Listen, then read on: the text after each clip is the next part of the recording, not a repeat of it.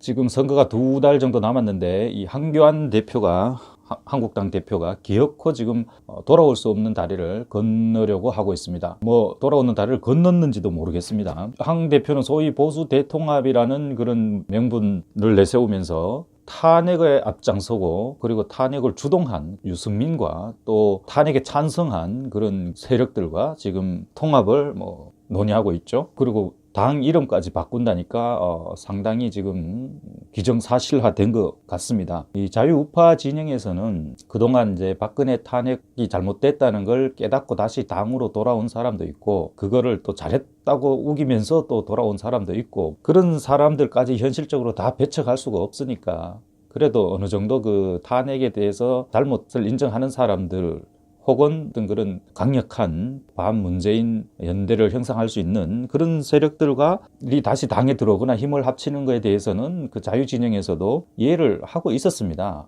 다만 하나, 유승민과의 통합은 절대 안 된다. 그것만은 절대 양보할 수 없다. 이런 주장을 계속 해왔죠. 근데 황교안 대표는 자유우파 진영의 그런 목소리를 철저하게 외면하고 결국은 탄핵의 주동자이자 배신의 아이콘인 그 유승민과 결국은 통합을 진행하는 것 같습니다. 모르겠습니다. 뭐 나중에 어떤 변수가 생겨서 안철수 세력과 합치는 과정에서 배제가 될 수 있을지는 모르겠지만, 지금까지도 어쨌든 그렇게 지금 신당을 김문수하고 정강훈 목사가 신당을 창당하겠다고 한 게 결국 그거지 않습니까? 유승민 같은 저런 배신자하고 손잡는 것 때문에 지금 신당을 창당하겠다고 하는데, 이 단계까지 왔는데도 오히려 이쪽 그 태극기 세력이나 이쪽하고 대화를 하려고 하는 게 아니라 끝까지 유승민을 놓지 않고 있는 걸로 봐서는 지금 창당 작업이 상당히 진행되거나 유승민과 통합을 기정사실화 지금 하고 있는 것 같습니다. 그러니까 사실 그 유승민과 통합 논의 자체를 한다는 게 사실은 그건 있을 수 없는 일이거든요. 그래도 이제야 저제야 하면서 이제 이 자유진영 쪽에서는 기다려줬죠. 조언도 하고. 그런데도 지금 황 대표는 무슨 정치적 계산이 있는지 저렇게 지금 돌아올 수 없는 다리를 건너고 있습니다. 다른 걸 다 떠나서 황교안 대표마저 지금 박근혜 대통령 등에 아무런 정치적 배경도 없는, 그리고 지금 3년이나 감옥에 갇혀 있는, 정말 뭐를 받아서 갇혀 있으면은 우리 국민들이 그걸 용서하겠습니까? 정말 개인을 위해서 어떠한 부정적인 그런 뇌물이나 일을 저지른 적이 없는 그런 사람을 지금, 그리고 헌법상 외환이나 내란죄 외에는 탄핵될 수도 없는 그런 사람에게 그런 뇌물죄라는 아주 추악한 혐의를 씌워서 지금 3년 가까이 지금 저렇게 가둬놓고 있는데, 황 대표야말로 정말 박근혜 대통령을 저렇게 배신하면 안 됩니다. 그렇게 배신해서는 안 되는 사람입니다. 일단 다른 걸 떠나서 인간적으로 그렇게 하면 안 돼요. 황 대표 자신이 본인을 오늘날 황교안으로 만들어준 그런 사람에 대한 어떤 예컨대 뚜렷한 정치적 노선의 차이라든가, 보통 그렇게 이제 정치적 어떤 은인을 배신할 때는 그런 하다못해 거지 같은 명분이라도 하나가 있어서 그걸 들고 배신을 했거든요. 이인재 이해창 갈라질 때, 무슨 손학규 한나라당 뛰쳐나올 때 나름은 다 논리가 있었습니다. 근데 지금 이 사람은 뭐예요 도대체? 한 번이라도 왜 유승민하고 통합을 해야 되겠다, 내가 박근혜 대통령 탄핵에 대한 이런 입장이다, 내가 현실적으로 그때 나서지 못한 이유가 이렇게 있다, 지금 한 번이라도 설명을 한 적이 있나요? 지금 누가 밑에서 이거를 조언을 하죠? 이렇게 하면은 중도 젊은 애들 끌어오고, 안 그러면 박근혜 탄핵당 이미지 남아서 표 안 된다, 지금 이 계산만 하는 거 아니에요? 그래서 유승민하고 합치면은 박근혜 대통령은 가장 측근이라고 알려졌던 유승민한테 배신 당한 데 이어 지금 아마 황교안 씨한테 배신 당한 게 더 클 겁니다. 이렇게 되면 유승민은 국무총리 안 했잖아요. 박근혜 대통령 아래서 같이 믿고 정책을 맡기고 국정을 맡긴 사람이에요. 황교안은 박근혜 대통령이. 그리고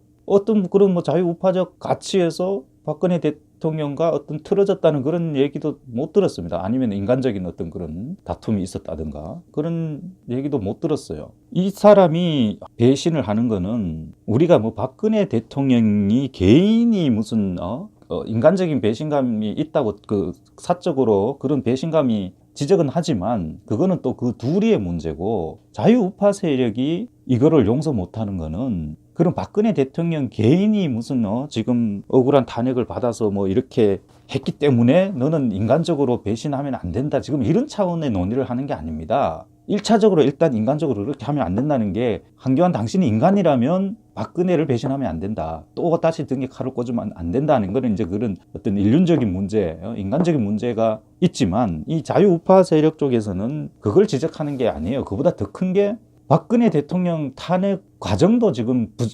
불공정하고 불법적이었지만, 그 탄핵 소추 자체도 그렇고 과정도 그렇고 재판 절차도 그렇고 모든 게 지금 엉터리로 진행되고 불법적으로 지금 진행되었고, 결정적으로 그 탄핵의 본질이 뭐냐 이거죠. 박근혜를 왜 저렇게 세월호를 물고 늘어지고 좌파 세력들이 저렇게 끌어내리려고 발악을 했을까요?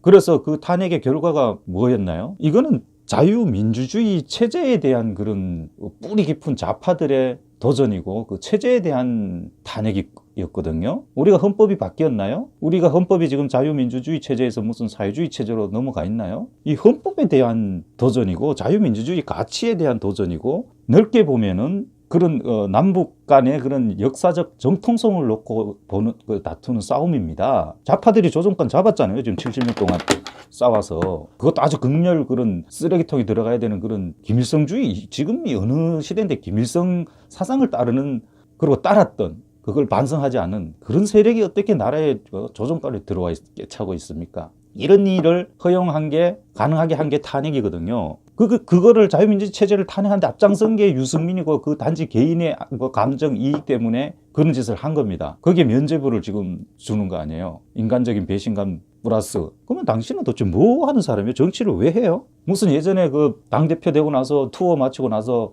애들하고 무슨 청소년 아줌마들 몇 명 모아놓고 한다는 소리가, 이제는 뭐 중도로 뭐 확장을 해야 된다? 그때 저는 이 사람은 아무 생각이 없는 사람이구나. 그래서 남이 차려놓은 밥상에 이제 어떻게 초대받아서 올라가서 뭐 대통령이라도 한번 하고 싶은 거죠. 대한민국에서 배신자가 성공한, 그런 정치적으로 성공한 사례가 없어요. 누가 성공했습니까? 지금 손학규 당 뛰쳐나가갖고 지금 뭐 어떻게 돼서 혼자 남았잖아요. 그때 대권 후보까지 거론되던 사람이. 이인재도 마찬가지고 왔다 갔다 남은 게 뭐가 있습니까? 그리고 지금 김문수 지사가 지금 태극기 들고 저렇게 나가야 될 상황인가요? 당신이 제일 매주 나가서 태극기 들고 나가서 박 대통령 석방하라고 해야 되는 거 아니에요? 한 번이라도 나가서 뭐 한 적 있나요? 직무대행할 때 직무대행이면 대통령인데, 권한이 헌법적 권한이 대통령이란 거예요. 직위가 대통령이 아니고. 그거 할 때 한 번이라도 그런 온갖 불법적인 탄핵 과정이 이루어지는 것에 대해서 반대를 하고 박근혜 대통령의 탄핵을 막기 위해서 노력한 게 있나요? 뭐를 했나요? 하나라도 한번 대보시죠. 그 이후에는 뭐를 했어요 도대체? 그래서 왜 저 사람은 윤석열이 적폐청산으로 다 잡혀가는데 저 사람은 왜 조사도 안 받을까? 그런 얘기도 나왔습니다. 그 당시는 뭐 어느 정도 좀 그래도 나도 적폐다 하고 나와서 나도 잡아가라 해야 되는 거 아니에요? 이렇게 해서 정권을 잡으면 뭐 합니까? 총선에 가반 확보해서, 그래 그동안 한국당이 숫자가 모자라서 이 모양 이 꼴이었나요? 지금 이번에 선거법, 공수처법 숫자가 모자라서 밀렸나요? 못 막았나요? 옛날에 박근혜 때는 더 많은 숫자를 가지고 그럼 왜 아무것도 못 했나요? 지금 공천에 들어와 있는 사람들 보면은 뭐 하는 사람이 들어와 있는지 모르겠어요. 지금 정체가 다 불분명해요. 다 나중에 한 자리 차지하려고 다 발걸치는 사람들 아니에요. 그 중에는 주사파 활동한 사람도 있고, 온갖 그냥 잡탕이 다 들어와 있더만. 그래, 이런 사람들이 과반 차지하고 정권 잡으면 뭐 할 건데요? 앞으로 체제 변경 싸움 들어가면은 이런 사람이 막을 수 있어요? 지금까지 그렇게 숫자 많은 의석을 가지고도 아무것도 못하고 질질질 끌려오고, 김대중 때, 노무현 때 10년을 질질 끌려만 다니고, 뭘 하나라도 자유민주주의 우파 가치를 지키거나 세우기 위해 노력한 게 뭐가 있나요? 지금 한국당이 하나도 기억나는 게 없어요. 하나도. 이명박은 되자 말자 무슨 중도 실용 내세우면서 아스팔트에서 10년을 고생한 그 사람들을 철저하게 외면했잖아요. 그 사람 아니었으면 자기가 어떻게 대통령이 되었는데. 박근혜 대통령도 결국은 그런 친중적인 정책 펴고, 어떻게든 처음에는 북한하고 그걸 이용해서 뭘 해볼까 하고 그쪽으로 갔던 게 사실이지 않습니까? 이런 정치, 경제, 사회, 문화, 학술 모든 부분에서 지금 작용화된 거를 한 개라도 바로잡으려고 노력한 게 없잖아요. 그래서 앞으로 정권 잡으면은 뭐가 이런 정신 상태로 할 수 있나? 김문수 지사 보고 자꾸 우파 분열을 한다고 그러는데, 이게 어떻게 김문수 지사 책임입니까? 이상입니다.